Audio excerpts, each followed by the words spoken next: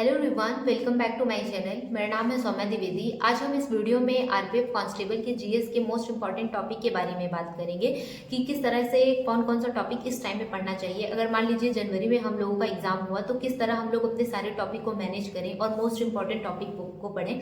तो आज इस वीडियो में आरपीएफ कांस्टेबल की जीएस के मोस्ट इंपॉर्टेंट टॉपिक के बारे में बात करेंगे।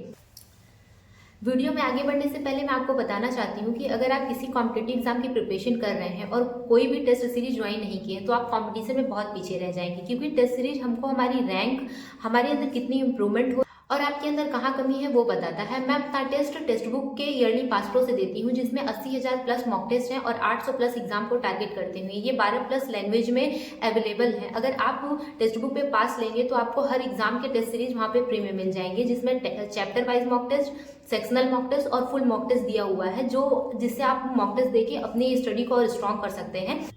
इस टाइम टेक्स्ट बुक पे ग्रैंड फिनाले सेल चल रहा है, जिसमें आरआरबी, ग्रुप डी, एनटीपीसी और एसएससी जीडी के 553 पीवाईक्यू और 3139 टेस्ट हैं।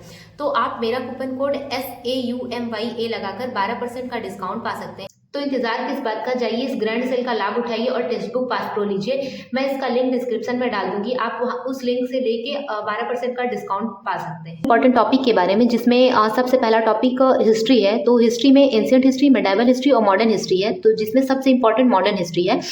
मॉडर्न हिस्ट्री मैंने आपको पहले भी बताया है कि मैंने कुमार गौरव सर की ब्रह्मास्त्र 2.0 करके एक बैच था, जिसमें सर ने बहुत ऐसे शॉर्ट नोट्स की तरह बताया है कि पूरा ग्राफ के माध्यम से पूरा पढ़ाया है। तो मैंने वहाँ से अपना एक शॉर्ट नोट्स बनाया था मॉडर्न हिस्ट्री के लिए। तो अगर आपके पास टाइम हो तो आप वहाँ से पढ़ सकते हैं, नहीं तो आप लूसेंट से ही पढ़ सकते हैं। तो हिस्ट्री में सबसे इंपॉर्टेंट है modern history. Ancient history, medieval history भी है, बट ज़्यादातर क्वेश्चन मॉडर्न हिस्ट्री से पूछे जाते हैं।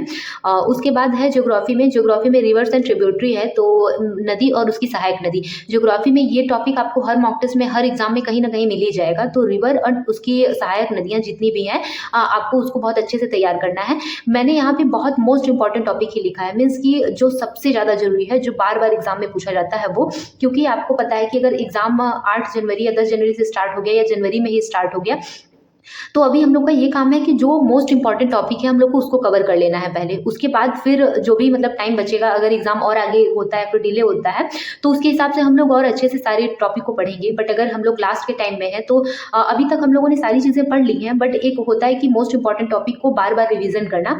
तो ये मोस्ट इंपॉर्टेंट टॉपिक है, जो कि हर एग्जाम में आपको कहीं ना कहीं देखने को मिलेगा। तो ज्योग्राफी में है नदी और उसकी सहायक नदी, डैम है, लेक है, सॉइल है, और ट्रांसपोर्ट है, सोलर सिस्टम है, अर्थ है और हिल्स हैं, और वेदर मौसम है, एग्रीकल्चर है, कृषि है। तो ये कुछ इंपॉर्टेंट टॉपिक हैं जो हमेशा आपको हर एग्जाम में, हर मॉक टेस्ट में या फिर कहीं ना कहीं आपको देखने को मिल जाते हैं। इसके लिए आप कर सकते हैं कि अगर आपको बुक से नहीं पढ़ना है तो आप क्रेजी जीके ट्रिक करके चैनल है, वहाँ पे इसका एक एक टॉपिक डालिए, रिवर्स एंड ट्रिब्यूटरीज या फिर डैम या लेक, जो भी आपको टॉपिक वहाँ से पढ़ना है आप एक वीडियो में देख सकते हैं। जैसे 35 मिनट का वीडियो है, 40 मिनट का वीडियो है, तो आप उसको 1, 2 बार, 3 बार देखेंगे तो आपको सारी चीज़ बहुत अच्छे से याद हो जाएगी। तो ज्योग्राफी में इतना कम टॉपिक है, मीन्स ये मोस्ट इंपॉर्टेंट टॉपिक है, आप पहले इसको कवर करिए। उसके बाद जो भी टाइम बचेगा जब आपके पास, तो जो टॉपिक छूट गए हैं उसको कवर करिएगा। तो पहले मोस्ट इंपॉर्टेंट टॉपिक कवर कर लीजिए, और इसको पढ़ने के लिए आप क्रेजी जीके ट्रिक करके चैनल है, वहाँ से आप इसका छोटा छोटा पार्ट में वीडियो है, आप वहाँ से इसको कर सकते हैं। उसमें बाद में पीवाईक्यू प्रैक्टिस भी करवाते हैं, आप वहाँ से इन सारी चीज़ों को ज्योग्राफी के लिए कर सकते हैं।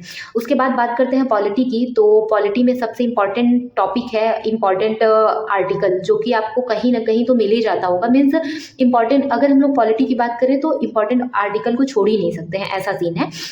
क्योंकि इंपॉर्टेंट आर्टिकल आपको हर एग्जाम में, हर जगह आपको देखने को मिलेगा, और बहुत सारे ऐसे जो नॉर्मल बेस पे पूछा जाता है कि 1 से लेकर 5 तक या 10 तक, 15 तक या 35 तक का जो आर्टिकल पूछा जाता है, वो तो हम लोग स्टार्टिंग का याद कर लेते हैं, लेकिन जो बाद में, जैसे राज्यपाल का हुआ और उधर प्रधानमंत्री का हुआ और राष्ट्रपति का हुआ, महाभियोग के बारे में पूछा, तो ये सारी चीज़ें हम लोग छोड़ देते हैं, स्टार्टिंग का पढ़ के लास्ट वाला छोड़ देते हैं। तो जो भी इंपॉर्टेंट आर्टिकल है आप उसको पढ़ लीजिए। इसके लिए आप कर सकते हैं लूसेंट के जो लास्ट वाला पेज है, पॉलिटी का जो लास्ट वाला पेज है, आप वहाँ से पढ़ सकते हैं, क्योंकि वहाँ पे इंपॉर्टेंट आर्टिकल और इम्पॉर्टेंट अमेंडमेंट्स, इंपॉर्टेंट संशोधन दिया हुआ है। वहाँ पे सारी चीज़ बहुत अच्छे से एक जैसे पूरे चैप्टर का एक सारांश दिया हुआ है, मर्ज करके पूरा दिया हुआ। मोस्ट इंपॉर्टेंट चीज़ को वहीं 3-4 या 5 पेज में, लास्ट वाले पेज में दिया हुआ है। आप इंपॉर्टेंट आर्टिकल वहाँ से पढ़ सकते हैं। फिर उसके बाद प्रियम्बल, प्रस्तावना पढ़ सकते हैं। प्रस्तावना में कितने प्रकार की न्याय की बात कही गई है, और पंथ निरपेक्ष शब्द कब जोड़ा गया, खंडता शब्द कब जोड़ा गया। उसके बाद ये पूछा जा सकता है कि बंधुता शब्द कौन से देश से लिया गया है, प्रस्तावना की भाषा कहाँ से ली गई है, और प्रस्तावना कहाँ से लिया गया है, सारी चीज़ आपसे पूछ सकता है। तो आप इसको अच्छे से पढ़ लीजिएगा। संविधान के स्रोत आपसे पूछते हैं कि कौन सी चीज़ कहाँ से ली गई है, जैसे संसदीय प्रणाली कहाँ से लिया गया है, न्यायिक प्रणाली कहाँ से लिया गया है, एकल नागरिकता किस देश से लिया गया है, कितने देशों का संविधान पढ़ के और कितने देशों के संविधान से कुछ कुछ चीज़ें ली गई हैं, तो उसको आप बहुत अच्छे से पढ़ लीजिएगा। ये सारे मोस्ट इंपॉर्टेंट टॉपिक हैं। तो आप ये सारी चीज़ तो स्किप कर ही नहीं सकते हैं। मीन्स ऐसा है कि इन सारी चीज़ों में से कुछ भी स्किप नहीं किया जा सकता, इतना इंपॉर्टेंट है। और फिर उसके बाद मौलिक अधिकार के बारे में पढ़ लीजिएगा। मौलिक अधिकार में कौन कौन से अधिकार हैं और किस आर्टिकल में है, स्वतंत्रता का अधिकार किस आर्टिकल में है। उसके बाद आर्टिकल 19 में क्या है, तो ये सारी चीज़ बहुत अच्छे से पढ़ लीजिएगा। डीपीएसपी के बारे में पढ़ लीजिएगा, उसमें कितने आर्टिकल दिए हुए हैं, और डीपीएसपी संसद में संशोधनीय है या नहीं है। मौलिक कर्तव्य के बारे में पढ़ लीजिएगा। मौलिक कर्तव्य में एक लास्ट 51A में क्या जोड़ा, मतलब 51A में क्या है, ऐसा करके क्वेश्चन, के वाला क्वेश्चन ज़्यादातर पूछा जाता है, क्योंकि के वाला क्वेश्चन सेम उसमें 14 वर्ष तक के, 6 से 14 वर्ष तक के बच्चों की शिक्षा के बारे में बात कही गई है, तो वहाँ पे ये पूछा जा सकता है। तो आप इसको थोड़ा देख लीजिएगा। एक जगह और ये चीज़ है कि 86वें संविधान संशोधन 2002 के द्वारा इसको जोड़ा गया था, तो ये और कहाँ जोड़ा गया था, ये पूछा जा सकता है आपसे। तो मौलिक कर्तव्य पढ़ लीजिएगा, संसद पढ़ लीजिएगा, महत्वपूर्ण संशोधन पढ़ लीजिएगा। संशोधन के लिए मैंने आपको वही बताया है कि इंपॉर्टेंट आर्टिकल और संशोधन, और जो भी इंपॉर्टेंट चीज़ है, लूसेंट के लास्ट वाले पेज में 4-5 पेज में मोस्ट इंपॉर्टेंट चीज़ें दी गई हैं। तो अगर आपके पास कोई शॉर्ट नोट्स है तो आप वहाँ से पढ़ सकते हैं, नहीं तो आप लूसेंट के लास्ट वाले चैप्टर से, लास्ट वाले पेज से 3-4 पेज है, वहाँ से उसको अच्छे से रिवीजन कर सकते हैं। क्योंकि आपने तो बहुत बार अभी तक पढ़ लिया होगा, या फिर कहीं ना कहीं वीडियो में देखा होगा, हर जगह से देखते ही आ रहे होंगे, तो इसको बहुत अच्छे से पढ़ लीजिएगा। उसके बाद बात करते हैं इकोनॉमिक्स में। तो इकोनॉमिक्स में तो आपको पता है किस तरह के क्वेश्चन पूछे जाते हैं। जैसे अगर नॉर्मल 5 ईयर प्लान के क्वेश्चन पूछे गए, या फिर संशोधन की क्वेश्चन पूछे, 5 ईयर प्लान की क्वेश्चन पूछे गए, या फिर बेरोजगारी, जनगणना, बैंकिंग, फुल फॉर्म्स, ये सबसे क्वेश्चन पूछे गए, तो हो जाता है, क्योंकि हम लोग उसको याद किए रहते हैं, पता है बस।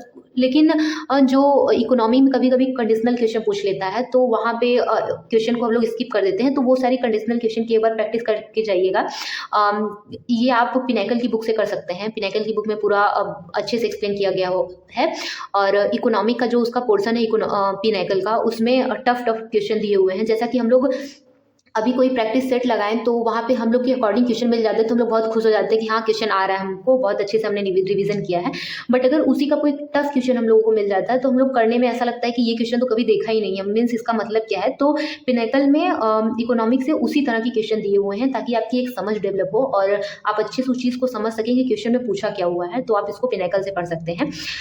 उसके बाद बात करते हैं इकोनॉमी के इम्पॉर्टेंट टॉपिक के बारे में। तो सेक्टर ऑफ इकोनॉमिक इसमें इंपॉर्टेंट है, और राष्ट्रीय आय, नेशनल इनकम के बारे में पूछा जाता है, और हर एग्जाम में आपको कहीं ना कहीं देखने को मिल जाएगा। राष्ट्रीय आय नापने के टूल्स क्या हैं, जीएनपी क्या होता है, एनएनपी क्या होता है, तो ये सारी चीज़ें पूछी जाती हैं। और बैंकिंग से क्वेश्चन आपको पूछ लिया जाता है कि इस बैंक की स्थापना कब हुई, और समिति के बारे में पूछ लिया जाता है कि बैंकिंग समिति, बैंक में कौन कौन सी समिति आई थी, इस तरह के क्वेश्चन पूछे जाते हैं। और आरआरबी की समिति के द्वारा, किस कमेटी के द्वारा बनाई गई थी, और इस तरह के क्वेश्चन पूछे जाते हैं। आरआरबी की स्थापना कब हुई, इसका राष्ट्रीयकरण कब हुआ, आरआरबी कितने पूंजी के साथ इसका मतलब इसकी स्थापना हुई, कि कितने पूंजी के साथ ये स्टार्ट किया गया था, और कितने बैंकों का राष्ट्रीयकरण हुआ, राष्ट्रीयकरण क्या होता है, तो उसमें केंद्र सरकार और राज्य सरकार के कितने कितने पार्ट होते हैं, कितने प्रतिशत उनको मिलता है, कितने प्रतिशत उनको मिलता है, इसके बारे में पूछा जाता है। 5 ईयर प्लान तो आप भूलिएगा मत, कि 5 ईयर प्लान आपको भूलना नहीं है। मीन्स इतना अच्छे से 5 ईयर प्लान तैयार कर लीजिए कि आपका एक भी क्वेश्चन स्किप ना हो, क्योंकि कोई भी आप एग्जाम दें, 5 ईयर प्लान के क्वेश्चन आपको कहीं ना कहीं से मिल ही जाते हैं। कभी उसका उद्देश्य पूछ लेता है, कभी आपसे उसका ईयर पूछ लेता है, या ये पूछ लेता है कि इस टाइम में कौन प्रधानमंत्री थे, ये पूछ लेता है, या फिर इस टाइम में कौन वित्त मंत्री थे, ये क्वेश्चन पूछ लेता है। तो ये सारी चीज़ अपने माइंड में रख के चलिएगा। बस उद्देश्य और उसका डेट मत याद करिएगा कि सिर्फ डेट और उसका उद्देश्य याद कर लिए इतने में काम हो गया। उसके साथ-साथ आपको ये भी अच्छे से पता होना चाहिए कि इस टाइम में कौन प्रधानमंत्री थे, कौन वित्त मंत्री थे, और ये सारी चीज़ आपको बहुत अच्छे से याद करके चलनी है। और उसका डेट और उसका उद्देश्य याद करना इम्पोर्टेंट नहीं। ये सारी चीज़ जैसे 5वीं पंचवर्षीय योजना में गरीबी हटाओ का नारा दिया गया था। 20 सूत्री कार्यक्रम कब कौन-सी योजना में चलाया गया था, तो जो बीच का पोर्शन है, वन लाइनर अगर पढ़ भी रहे हैं तो ये सारी चीज़ पढ़ के चलिएगा। तो इकोनॉमिक में और बेरोजगारी पढ़ लीजिएगा। बेरोजगारी में भगवती समिति के बारे में पूछता है, तो ये सारी चीज़ पढ़ लीजिएगा। जनगणना, जनगणना तो मोस्ट इम्पॉर्टेंट है। जनगणना इकोनॉमी में जनगणना और 5 ईयर प्लान और बैंकिंग को स्किप नहीं किया जा सकता, क्योंकि ये सारे मोस्ट इंपॉर्टेंट टॉपिक हैं। इनको छोड़ के आगे बढ़ा ही नहीं जा सकता। और जनगणना के लिए आप नवीन सर की क्लास कर सकते हैं। नवीन सर ने 2023 में एक दिल्ली पुलिस के टाइम पे एक जनगणना की क्लास ली थी। 1.5 घंटे की है, मे बी 1 घंटे 35 मिनट की। उस क्लास को ले लीजिए। अगर आपके पास टाइम नहीं है क्लास लेने का, तो आप उसका PDF उनके ऐप पे है, आप वो ऐप पे जाके PDF डाउनलोड कर लीजिए और उसको कम से कम 5 से 6 बार रिवीजन करिए। जहाँ पे सर ने मोस्ट इंपॉर्टेंट लिखा है उसको पढ़ना बिल्कुल भी मत भूलिएगा। जनगणना में वहाँ पे एक पॉइंट, मतलब ऐसा कुछ भी नहीं है जो एग्जाम में आए और आप ना कर पाएँ। अगर आपने वो क्लास देख ली है या फिर वो PDF अच्छे से रिवाइज कर लिया है, तो जनगणना में आपका एक भी चीज़ नहीं है स्किप होगा। और उसके बाद इकोनॉमिक्स में आपसे फुल फॉर्म्स भी पूछते हैं, जैसे सेबी का फुल फॉर्म क्या होता है, और ये सारी चीज़ आपसे पूछी जाती हैं। तो आप GST का फुल फॉर्म बताओ, NNP का फुल फॉर्म, ये सारी चीज़ें पूछी जाती हैं आपसे। तो इसको बहुत अच्छे से पढ़ लीजिएगा।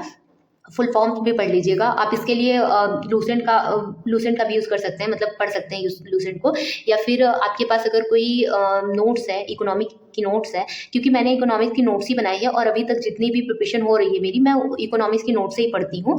और ये जो जनगणना वाला टॉपिक है, इसको मैंने नवीन सर की क्लास से किया था, बहुत अच्छे से किया था। वहाँ से एक इंडिविजुअल टॉपिक पढ़ाया है, तो उसका मैं क्या करती हूँ, एक बार क्लास देख लेती हूँ। अगर मेरे पास टाइम है उसके लिए, तो मैं एक बार क्लास देख लेती हूँ। उसके बाद उसका PDF डाउनलोड करके एक मैंने अपना PDF ऐसे बनाया है, जहाँ पे मैं मोस्ट इंपॉर्टेंट PDF रखती हूँ कि हाँ, इसको मुझे रिवीजन करना है, इसको रिवीजन करना है। तो मैंने मोस्ट इंपॉर्टेंट के लिए ऐसे जनगणना में भी एक वही PDF रखी है जो नवीन सर ने पढ़ाई थी। तो उसके लिए मैं वहाँ पे PDF से ही रिवीजन करती हूँ। तो अभी मैंने 1-2 बार वो क्लास देखी थी, उसके बाद फिर मैं PDF से ही जितनी बार अगर मुझे जनगणना का रिवीजन करना रहता है, मैं वहाँ से बहुत अच्छे से रिवीजन कर लेती हूँ। और वहाँ ये भी पता चलता है ना कि इंपॉर्टेंट क्या है और क्या नहीं है, क्योंकि बहुत सारी जगह हम लोग को बहुत सारी चीज़ मिल जाती है और हम लोग समझ नहीं पाते कि इंपॉर्टेंट क्या है। सारी चीज़ रटने लगते हैं और फिर मोस्ट इंपॉर्टेंट चीज़ पढ़ ही नहीं पाते हैं। तो आप इकोनॉमिक्स के लिए ये सारे टॉपिक बहुत अच्छे से तैयार कर लीजिएगा। उसके बाद बात करते हैं फिजिक्स की। तो फिजिक्स में आप यूनिट एंड मेजरमेंट पढ़ लीजिएगा। Work, energy, motion, power, sound, light, gravitation और इन्वेंशन, ये सारी चीज़ पढ़ लीजिएगा। इसको आप अगर आपके पास कोई नोट्स है फिजिक्स के लिए, जैसा कि हम लोग RPF SI के टाइम पे फिजिक्स, केमिस्ट्री और बायोलॉजी का अलग से एक नोट्स बनाए थे कि सारी चीज़ हम लोग कहीं से भी एक चीज़ भी स्किप ना करें, तो उसके लिए हम लोग नोट्स बनाए थे। तो अगर आपके पास वो नोट्स है, आपने नोट्स बनाई है फिजिक्स, केमिस्ट्री, बायोलॉजी की, तो आप वहाँ से पढ़िए। क्योंकि उस टाइम मैंने आपको बताया था कि कुमार गौरव सर की एक ब्रह्मास्त्र बैच है, वहाँ पे सर ने बहुत सारा इंपॉर्टेंट क्वेश्चन भी बताया था। मैंने उसका क्वेश्चन भी फिजिक्स में नोट किया है। तो आप अपने शॉर्ट नोट से भी कर सकते हैं। अगर आप नहीं कर रहे हैं वहाँ से, तो आप लूसेंट से करिए। मुझे ऐसा लगता है कि सबसे बेस्ट लूसेंट है इन सब चीज़ के लिए, मीन्स फिजिक्स, केमिस्ट्री, बायोलॉजी के लिए। अगर आप उसमें ज़्यादा मतलब मोस्ट इंपॉर्टेंट क्वेश्चन उसमें दिए हुए हैं जो बहुत ज़रूरी है, एग्जाम में ज़्यादातर पूछे जाते हैं, वैसा क्वेश्चन दिया हुआ है। 10 या 15 पेज का होगा केमिस्ट्री, या उससे कम ही का होगा, और वैसे ही फिजिक्स होगा, और थोड़ा बायोलॉजी ज़्यादा होगा। तो आप लूसेंट से अगर करना चाहें तो आप लूसेंट से कर सकते हैं। अभी तक आप प्रिपरेशन के टाइम में हैं, तो आपने शायद 2-3 बार या उससे ज़्यादा बार पढ़ लिया होगा, तो आपको ये समझ होगा कि मोस्ट इंपॉर्टेंट क्या है, मुझे क्या क्या पढ़ना है। क्योंकि जो एग्ज़ाम के हिसाब से अगर हम लोग देखें तो एग्ज़ाम पास में है, तो हम लोग को वो टॉपिक बहुत अच्छे से पढ़ना है जो एग्ज़ाम के लिए बहुत इंपॉर्टेंट है। तो अभी वो टॉपिक पढ़ेंगे। जैसे लूसेंट में बहुत सारी चीज़ें दे दी हैं, तो इस हिसाब से हम लोग कैसे समझें कि हाँ, कौन-सा मोस्ट इंपॉर्टेंट है। तो अगर आप हाइलाइट किए होंगे या शॉर्ट नोट्स बनाए होंगे तो आपको ये समझ होगा। तो या फिर टॉपिक वाइज़ आप पढ़ सकते हैं, अगर आपको पढ़ना है तो आप लूसेंट से इसको पढ़ सकते हैं। केमिस्ट्री के लिए भी वही है और बायोलॉजी के लिए भी वही है। बायोलॉजी के लिए तो मुझे ऐसा लगता है कि अगर आपने किसी टीचर को फॉलो किया, जैसे मैंने आपको राधिका मैम के बारे में बताया था कि उन्होंने बहुत अच्छे से 21 दिन 21 मैराथन करके पढ़ाया है और बहुत सारी चीज़ वहाँ पे बताई हैं, बहुत पीवाईक्यू भी दिया है। उसके साथ-साथ मैंने आपको एक-एक टॉपिक करके दिया था कि नर्वस सिस्टम के लिए आप पीवाईक्यू अच्छे से पढ़ लीजिए और बाकी सारी चीज़ें मैंने आपको बताई थी बहुत अच्छे से। तो आप वहाँ से भी कर सकते हैं, अगर आपके पास नोट्स हैं तो आप नोट से कर सकते हैं। तो बायोलॉजी, केमिस्ट्री और फिजिक्स आप नोट से या फिर आप लूसेंट से कर सकते हैं या फिर किसी टीचर को आपने फॉलो किया है उनसे कर सकते हैं। अगर आपने कोई चीज़ जैसे नोट्स वगैरह कुछ भी नहीं बनाया है तो आप जैसे आपको पढ़ना है केमिकल फार्मूला, जैसा कि अभी आरपीएफएसआई के एग्जाम में केमिकल फार्मूला आया था, तो आपको ये मोस्ट इंपॉर्टेंट इसको पढ़ के जाना है। केमिकल नेम, एसिड बेस, इसको बहुत अच्छे से पढ़ के जाना है कि कितने नंबर तक एसिड होता है, उसके बाद कितने नंबर तक बेस होता है और कौन सा सबसे स्ट्रॉन्ग एसिड है। ये सारी चीज़ आपको बहुत अच्छे से पढ़ के जानी है। अगर आपने ये सारी चीज़ का नोट्स नहीं बनाया तो आप यूट्यूब पे सिर्फ एक टॉपिक डालिए, जैसे एनर्जी डालिए, आपको छोटा सा क्लास मिल जाएगा एनर्जी का और उसमें सारी चीज़ आपको सारा कॉन्सेप्ट क्लियर हो जाएगा वहाँ पे और सारी फार्मूला आपके वहाँ पे क्लियर हो जाएंगे। तो आप ऐसा भी कर सकते हैं। बाकी अभी ऐसा है कि टाइम बहुत कम है। अगर हम लोग ये देखें कि 8 या 10 जनवरी तक एग्ज़ाम होगा या फिर एग्ज़ाम स्टार्ट होगा या जनवरी में स्टार्ट होगा, तो हम लोग के पास टाइम बहुत कम है। जैसे क्लास देखने का या फिर कॉन्सेप्ट क्लियर करने का, ये सारी चीज़ों का टाइम बहुत कम है, क्योंकि अभी ये टाइम है प्रैक्टिस करने का। जितनी प्रैक्टिस हो सके उतनी प्रैक्टिस करने का, मीन्स हम लोग को मैथ पे, रीजनिंग पे और जीएस की मोस्ट इंपॉर्टेंट टॉपिक पे ध्यान देना है, जो हम लोग का कॉन्सेप्ट क्लियर हो चुका है उन चीज़ों पे। क्योंकि हम लोग जो चीज़ पढ़ चुके हैं उस पे ध्यान देंगे तो जो चीज़ मतलब हम लोग को पक्की करनी है वो सारी चीज़ पक्की हो जाएगी। बट अभी जो भी टॉपिक का कॉन्सेप्ट ही नहीं क्लियर है तो उसको कॉन्सेप्ट क्लियर करेंगे, फिर एग्जाम तक उसको भूल जाएंगे। तो जो चीज़ें हम लोग पहले से तैयार करके आए हैं उसको हम लोग को अब 100% कन्फर्म कर देनी है। उसके बाद अगर हम लोग के पास टाइम बच रहा है उन चीज़ों में तो हम लोग वो टॉपिक करते चलेंगे जो अभी हम लोग का कॉन्सेप्ट नहीं क्लियर है, तो छोटी-छोटी क्लास वगैरह देख के इसको क्लियर कर लेंगे। तो ये हो गया फिजिक्स, केमिस्ट्री का। और फिजिक्स में पीरियोडिक टेबल है, केमिकल फार्मूला है और केमिकल नेम है, एसिड एंड बेस है। और बायोलॉजी में है बीमारियाँ, विटामिन, नर्वस सिस्टम है, पाचन तंत्र है और कंकाल तंत्र है, ब्लड है। ब्लड में कितने पार्ट होते हैं, कौन सा पार्ट सबसे ज़्यादा होता है, ये सारी चीज़ बहुत अच्छे से पढ़ लीजिएगा। करते हैं स्टैटिक जीके की। तो इसमें सबसे पहले मैं आपको ये बता दूं कि जैसा कि अभी मैं टारगेट दे रही हूँ आपको, उसमें मैं स्टैटिक के टॉपिक दे रही हूँ, क्योंकि अभी मैं उसमें पॉलिटी या फिर एक दो सब्जेक्ट अभी नहीं हो पाया है, तो मैं अभी स्टैटिक का टॉपिक दे रही हूँ। और मैंने ये कहा था कि मैं लास्ट में एक बार और आपका रिवीजन करवा दूंगी स्टैटिक का, तो अभी वो लास्ट का रिवीजन चल रहा है। जैसे मैं टॉपिक दे रही हूँ, जैसे जो टॉपिक बड़ा है, जैसे अभी डांस का टॉपिक चल रहा है, तो ये टॉपिक बड़ा है, तो मेरे हिसाब से इसमें टफ वर्ड है, इसको याद करने में टाइम लगता है। तो मैंने इसको 1-2 दिन दिया है, तो आप इसको बहुत अच्छे से कवर करिए। स्टैटिक में इस टाइम मैं रिवीजन करवा रही हूँ आप सभी का, तो आप ज़रूर से टारगेट को फॉलो करिए। अगर आप कोई भी चीज़ नहीं कर रहे हैं, मीन्स आप रीजनिंग अपने अकॉर्डिंग कर रहे हैं या फिर मैथ अपने अकॉर्डिंग कर रहे हैं या फिर जीएस भी अपने अकॉर्डिंग कर रहे हैं अगर, तो सब सही है, अपने अकॉर्डिंग करिए। बट अगर स्टैटिक की बात कर रहे हैं तो आप एक बार इसको स्किप मत करिए, क्योंकि बहुत सारे लोग ऐसा होता है कि याद करना है इसको बाद में करेंगे, याद करना है इसको बाद में करेंगे और एग्जाम पास में आ जाता है, फिर स्टैटिक जीके याद करना संभव हो जाता है। तो इसके लिए अभी से रिविजन मतलब करते रहिए। तो इसमें है डांस, फेस्टिवल, वाद्य यंत्र, राष्ट्रीय उद्यान, मेजर साइट है, मंदिर है, स्पोर्ट्स है, पड़ोसी देश है, इंपॉर्टेंट बुक है, गवर्नमेंट स्कीम है और अवार्ड्स हैं, डे है। तो जैसा कि इसमें ऐसा नहीं पूछा, जैसे पड़ोसी देश के बारे में बात, स्कीम है, केंद्र की योजनाएं, राज्य की योजनाएं अच्छे से पढ़िएगा। पोर्टल के बारे में जरूर से पढ़ लीजिएगा, क्योंकि अभी जो एग्जाम हुआ है हम लोगों ने देखा है कि किस तरह का एग्जाम हुआ है और उसमें कौन कौन से टॉपिक पूछे गए हैं। तो बहुत अच्छे से ये पोर्टल के बारे में कि कौन कौन सा पोर्टल सरकार ने चलाया है, किस तरह की स्कीम चलाई है, ये सारी चीज़ के बारे में बहुत अच्छे से पढ़ लीजिएगा। अवार्ड्स और डेज, तो अभी तक मैंने अवार्ड्स और डेज का टॉपिक ले लिया था। उसके बाद अभी फेस्टिवल का भी खत्म हो गया है, डांस का चल रहा है, तो मैं और स्पोर्ट का भी खत्म हो गया है। तो कुछ टॉपिक और बचे हैं इंपॉर्टेंट, तो इसको कंप्लीट करेंगे हम लोग धीरे धीरे करके। अभी कल, आज तक तो डांस कंप्लीट हो गया होगा आपका, तो मैं कल से कोई और एक टॉपिक दूंगी। और आज से मैं करंट अफेयर्स को भी ऐड कर दिया है मैंने, तो आप एक एक मंथ का मंथली करंट अफेयर्स करिएगा। जैसे आज से जनवरी से स्टार्ट हो गया तो कल फरवरी का होगा, तो एक एक करके करिएगा। और इसके लिए करंट अफेयर्स के लिए मैं आपको बताती हूँ कुमार गौरव सर की एक 8 या साढ़े 8 9 घंटे की क्लास है।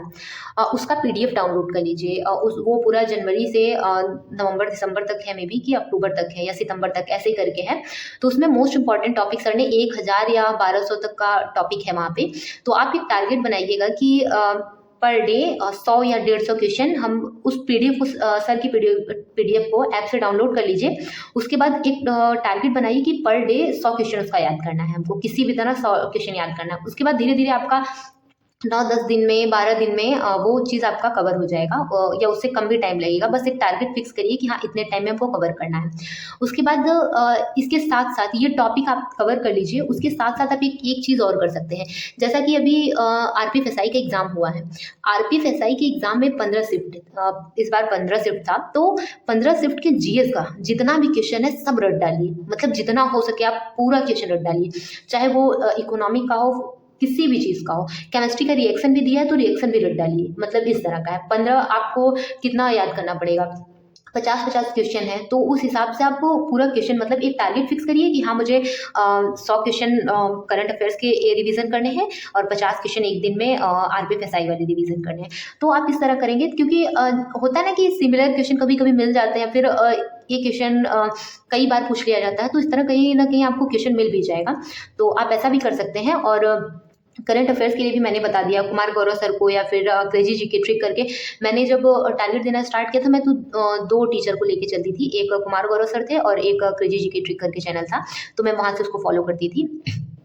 अब टाइम इतना कम है कि 2-2 टीचर को पढ़ना बहुत मुश्किल हो जाएगा, और उसके साथ-साथ बहुत सारी चीज़ कवर करनी है हम लोगों को, जैसे मैथ, रीज़निंग और जीएस के बहुत सारे टॉपिक हैं, तो वो सारी चीज़ें रिवीज़न करनी है।